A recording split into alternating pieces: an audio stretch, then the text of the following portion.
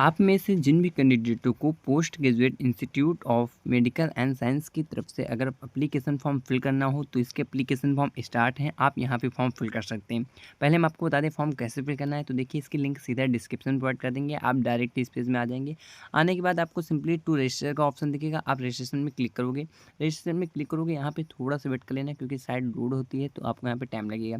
Time लगने के बाद आप यहाँ पे क्लोज पे क्लिक करना, पूरा यहाँ पे नोटिफिकेशन फाइनल कर देना। आप फाइनल करने के बाद आपको सिंपली यहाँ फॉर्म फिल करना है, candidate name, middle name, latest name और यहाँ पे जो भी कैटेगरी वाइज आपको बताया, mobile number, ID mobile number. इसके बाद ओटीपी पे सेंड करना है, I agree term and condition भी करना है और यहाँ पे वेरीफाई कर लेना, कैप्चा फिल करके आपका रजिस्ट्रेशन हो जाएगा। रजिस्ट्रेशन करने के बाद लॉगिन कर लेना, जाके कैप्चा फिल कर लेना, आपका एप्लीकेशन फॉर्म फिल हो जाएगा। सिंपल सा प्रोसेस है एप्लीकेशन फॉर्म फिल करने का। पहले बात कर लेते हैं एलिजिबिलिटी क्राइटेरिया का रहने वाला है, जिससे आप यहाँ फॉर्म फिल कर सकते हो। तो आप यहाँ पे एक बार जो चेकआउट कर लेना जाके। और देखिए, फॉर्म फिल करने के लिए अगर आप नोटिफिकेशन पहले रीड करना चाहते हो तो क्लिक हेयर पे नोटिफिकेशन आएगा, आपके आगे फुल नोटिफिकेशन ओपन हो जाएगा। तो इस वीडियो में बात करेंगे एलिजिबिलिटी की रहने वाली, एप्लीकेशन फीस की रहने वाली और कौन कौन से कैंडिडेट हैं जो यहाँ पे फॉर्म फिल कर सकते हैं।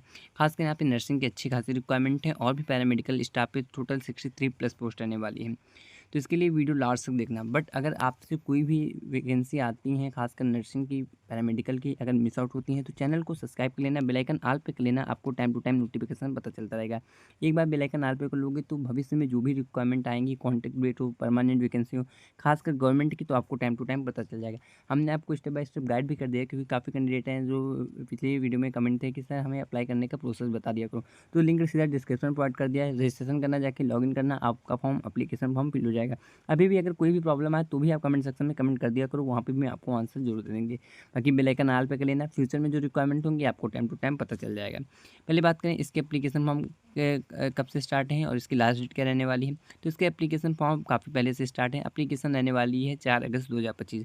अगर आप वीडियो बाद में देख रहे हो तो भी एप्लीकेशन फॉर्म की डेट हो सकता है एक्सटेंड की जाए। अगर एक्सटेंड की जाएगी तो आपको यहाँ पे बता दिया जाएगा, ये एक बार जाके ऑफिशियल वेबसाइट लिंक डिस्क्रिप्शन में विजिट कर लेना, जाके आपको वहाँ पे नोटिफिकेशन पता चल जाएगा। या सिंपली व्हाट्सअप टेलीग्राम ज्वाइन कर लोगे तो डायरेक्ट ही आपको हम पीडीएफ सेंड कर देंगे, आप वहाँ से जाकर रेड कर लेना। एप्लीकेशन फ़ीस की बात कर लेते हैं। तो यहाँ पे एप्लीकेशन फ़ीस सिंपल से रहने वाली है, 1500 रहने वाली है यूआर कैटेगरी के लिए, ओबीसी कैटेगरी के लिए और ईडब्ल्यूएस कैटेगरी के लिए। बाकी आप अगर एसटी विकलांग कैटेगरी से हो या फीमेल कैंडिडेट हो तो सभी के लिए यहाँ पे एप्लीकेशन फ़ीस 1500 रहने वाली है। केवल यहाँ पे एसटी और विकलांग कैटेगरी के लिए 800 फीस रखी गई है। बाकी कोई भी कैंडिडेट है तो उनके लिए 1500 ही एप्लीकेशन फ़ीस रखी गई है। एप्लीकेशन फ़ीस काफ़ी हाई है, बट जो लोग फॉर्म फिल करना चाहते हैं तो आप लोग फॉर्म जरूर फिल कर देना। Debit card, credit card, net banking, UPI की भी थ्रू आप पेमेंट कर सकते हो। पेमेंट नॉन रिफंड रहने वाली है, एप्लीकेशन फॉर्म फिल करोगे पेमेंट क्रॉस हो जाएगी, इसके बाद आपकी एप्लीकेशन फीस रिफंड नहीं होगी। पीजीआई में आपको पहले यहाँ पे डिस्क्राइब कर देते हैं, post graduate institute of medical education and research की तरफ से रिक्वायरमेंट रहने वाली है। आपको हमने पहले बता दिया, यहाँ पे एप्लीकेशन फीस आपके यहाँ पे रिफंड नहीं होगी। अब बात करें क्या पोस्ट रहने वाली है, तो चंडीगढ़ की तरफ से रिक्वायरमेंट रहने वाली है। लीगल असिस्टेंट की पहले तो एक रिक्वायरमेंट होगी। हम बात करेंगे यहाँ पे नर्सिंग की क्या रिक्वायरमेंट है। बाकी लैब टेक्नीशियंस की भी रिक्वायरमेंट है, एक्सरे टेक्नीशियंस की है, रेडियोग्राफर की हैं, ओटी टेक्नीशियंस की रहने वाली हैं, डेंटल हाइजीनिस्ट की रिक्वायरमेंट है 2, असिस्टेंट डाइटिशियन की रहने वाली है और यहाँ पे जूनियर ऑडिटर की रिक्वायरमेंट आने वाली है। और यहाँ पे देखेंगे तो 2 तरीके की रिक्वायरमेंट है, एक है 2.1 आप देखेंगे तो एक है 2.2। 2.2 में खासकर नर्सिंग की रिक्वायरमेंट तो स्टोर कीपर की रिक्वायरमेंट है। तो 2.2 में बात करें तो सेंट्रल की रिक्वायरमेंट है, ग्रुप बी कैटेगरी की रिक्वायरमेंट होगी। तो इसमें आपकी 900 की इक्वल आपकी सैलरी रहने वाली है। चलिए बात करें यहाँ पे आपकी पोस्ट क्या रहने वाली है, कितनी वैकेंसी रहने वाली। तो देखिए, नर्सिंग ऑफिसर्स की रिक्वायरमेंट रहने वाली है। पोस्ट की बात करें, ग्रुप बी कैटेगरी की रिक्वायरमेंट है। पोस्ट कोड अपना याद कर लेना, NUR/001 आपका पोस्ट कोड रहने वाला है। 51 रिक्वायरमेंट रहने वाली है, जिसमें आपके यहाँ पे UR की 22 रहेंगे, SC की 8 वैकेंसी हैं, ST की 6 वैकेंसी हैं, OBC की 14 वैकेंसी हैं, EWS की 3 रिक्वायरमेंट है। ये आपकी टोटल 51+ पोस्ट रहने वाली है। विकलांग कैटेगरी के लिए यहाँ पे पोस्ट रिजर्व नहीं की गई है। बाकी स्टोर कीपर की 1 रिक्वायरमेंट है, लैब टेक्नीशियंस की 6 रिक्वायरमेंट हैं, क्लर्क की 2 रिक्वायरमेंट हैं और लोअर डिवीज़न क्लर्क की 3 रिक्वायरमेंट है।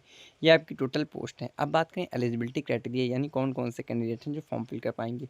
बट इससे पहले सैलरी बता देते हैं। तो 69 की इक्वल सैलरी होगी जो आपको एम से मिलती है, लेवल 7 का ग्रेड पे होगा, तो अप्रॉक्सिमेटली सैलरी 72 से लेकर 78,000 इन हैंड आपकी स्टार्टिंग में सैलरी होने वाली है। ये इन हैंड सैलरी रहने वाली है क्योंकि अभी यहाँ पे आपके लिए प्रमोशन के थ्रू होता है, तो लेवल 10 लेवल 11 का लगता है, बट काफ़ी अच्छी सैलरी होती है। तो इसके लिए आप अगर एलिजिबल हैं तो यहाँ पे अपना चेक कर लेना। बाकी एज लिमिट 18 से लेकर 35 ईयर रहने वाली। एज रिलैक्सेशन दिया जाएगा कि नहीं दिया जाएगा इसके लिए हम आगे बता देंगे, पहले एलिजिबिलिटी क्राइटेरिया चेक कर लेते हैं। तो अगर आपने सिंपली अगर बीएससी नर्सिंग किया है तो आप फॉर्म फिल कर सकते हो। इसके अलावा आपने अगर किसी भी पोस्ट इंस्टीट्यूट से अगर आप रजिस्टर्ड हो, रजिस्ट्रेशन की बात कर लेते हैं तो आपका आरएन यानी रजिस्ट्रेशन नर्सिंग काउंसिल में आपको होना चाहिए, चाहे इंडियन नर्सिंग काउंसिल हो या स्टेट नर्सिंग काउंसिल हो। सिंपल आप रजिस्टर्ड हो, कहीं से हो, जयपुर से हो, राजस्थान से हो, यूपी से हो, आसाम से हो या किसी भी कंट्री से हो तो आप फॉर्म फिल कर सकते हो। बट आपका रजिस्ट्रेशन होना चाहिए। अगर आप रजिस्टर नहीं हो तो फॉर्म नहीं फिल कर सकते हो। काफ़ी लोग कमेंट करते हैं, इसलिए हम आपको अभी भी क्लियर कर दें, बिना रजिस्ट्रेशन के आप लोग कहीं पे भी गवर्नमेंट के फॉर्म नहीं फिल कर पाते हो। बाकी प्राइवेट में भी काफ़ी कम ही चांस होता है कि बिना रजिस्ट्रेशन के आपके यहाँ पे ज्वाइनिंग की जाए। तो इसके लिए जितनी जल्दी हो सके अपना रजिस्ट्रेशन ज़रूर से ज़रूर कराएं। बाकी अगर आपने जेएनएम किया यानी डिप्लोमा किया तो भी फॉर्म फिल कर सकते हैं। कम से कम 1 साल का एक्सपीरियंस मांगा जाएगा डिप्लोमा वालों के लिए, कम से और वो भी 50 बेड का होना चाहिए। ये मिनिमम एक्सपीरियंस मांगा ही जाता है वैसे जेएनएम वालों के लिए। तो खासकर जेएनएम अगर आपने किया है तो आपके पास एक्सपीरियंस नहीं है तो जल्द से जल्द आप प्राइवेट या गवर्नमेंट का हॉस्पिटल ज्वाइन कर लें, क्योंकि 1 साल का एक्सपीरियंस आपके पास कोई भी बड़ी रिक्वायरमेंट आती है कंसिडर किया जाता है। आगे लीगल असिस्टेंट की भी रिक्वायरमेंट है। आपसे अगर कोई है आपके जानने वाले में तो वीडियो शेयर कर देना, वो लोग अपना रेट कर पाएंगे फुल नोटिफिकेशन। ये नोटिफिकेशन व्हाट्सअप पे शेयर कर देंगे, आप वहाँ से भी जाके फुल नोटिफिकेशन रेट कर सकते हो। बाकी यहाँ पे डिसेबिलिटी के हिसाब से काउंटिंग होगी। यहाँ पे आपको गवर्नमेंट के सारे रूल बताए गए हैं। आर्टिकल पढ़ सकते हो 000, सॉरी आपको यहाँ पे आर्टिकल पढ़ना पड़ेगा, ऐसा 2021 का आर्टिकल है, आप रीड कर सकते हो। और बाकी यहाँ पे फुल एलिजिबिलिटी क्राइटेरिया बताई गई है। एज रिलैक्सेशन की बात कर लेते हैं, हमने आपको बताया था, आगे हम एज रिलैक्सेशन बताएंगे। तो 5 ST ST के लिए 5 साल एज रिलैक्सेशन रहने वाला है, ओबीसी के लिए 3 साल रहने वाला है, विकलांग कैटेगरी के लिए 10 साल एज रिलैक्सेशन दिया जाएगा। अगर विकलांग कैटेगरी में SC ST यहाँ पे बिलोंग करते हो तो 15 साल का एज रिलैक्सेशन भी प्रोवाइड किया जाएगा। विकलांग कैटेगरी में अगर ओबीसी हो तो 13 साल का एक्सपीरियंस आपको यहाँ पे एज रिलैक्सेशन काउंट होगा। और बाकी यहाँ पे जो सेंट्रल गवर्नमेंट के सिविलियन एम्प्लॉय हैं उस हिसाब से आपकी रिक्वायरमेंट रहने वाली है। आगे जाके पूरा नोटिफिकेशन रीड कर सकते हैं। परमानेंट रिक्वायरमेंट है तो एप्लीकेशन फॉर्म फिल करने में आप यहाँ पे रहने जाना, अगर एलिजिबल हो तो फॉर्म जरूर फिल कर देना जाके। बाकी ये नोटिफिकेशन काफ़ी बड़ा है, व्हाट्सअप पे शेयर कर देंगे, आप वहाँ से भी जाके रीड कर सकते हो। बाकी हमने आपको स्टेप बाय स्टेप गाइड भी किया है, अप्लाई कैसे करना है दोबारा फिर हम आपको बता दे रहे हैं अप्लाई कैसे करना है, जिसमें फॉर्म फिल करने में आपको प्रॉब्लम ना आए। तो देखिए फॉर्म फिल करने की लिंक भी डिस्क्रिप्शन में प्रोवाइड कर देंगे, व्हाट्सएप पे शेयर कर देंगे। आप यहाँ पे आना, कैंडिडेट का पहले फर्स्ट नेम फिल करना जो भी आपकी यहाँ पे 10th की मार्कशीट में रहने वाला है, फिर अपना मिडिल नेम फिल करना, फिर आप लास्ट नेम फिल करना। अगर मिडिल नेम नहीं है तो आप उसे छोड़ सकते हो। और यहाँ पे एक बात याद रखना, अगर आपके यहाँ पे हाई स्कूल की मार्कशीट में अगर कुमारी लिखा है, मिस्टर लिखा है, मिसेज लिखा है, श्रीमती लिखा है तो आप इसे यहाँ पे नहीं ऐड करना, क्योंकि ये नहीं ऐड किया जाता है, तो आपको यहाँ पे नहीं लिखना है, याद रखना है। इसके बाद आपका यहाँ पे अगर आपका हाई स्कूल की मार्कशीट में कभी भी नाम चेंज हुआ है तो यस करना, वरना नो कर देना। डेट ऑफ बर्थ फिल करना। इसके अलावा डेट आपकी जितनी भी एज होगी यहाँ पे काउंट की ली जाएगी। 4 अगस्त 2025 से आपको यहाँ पे एज काउंटिंग होगी।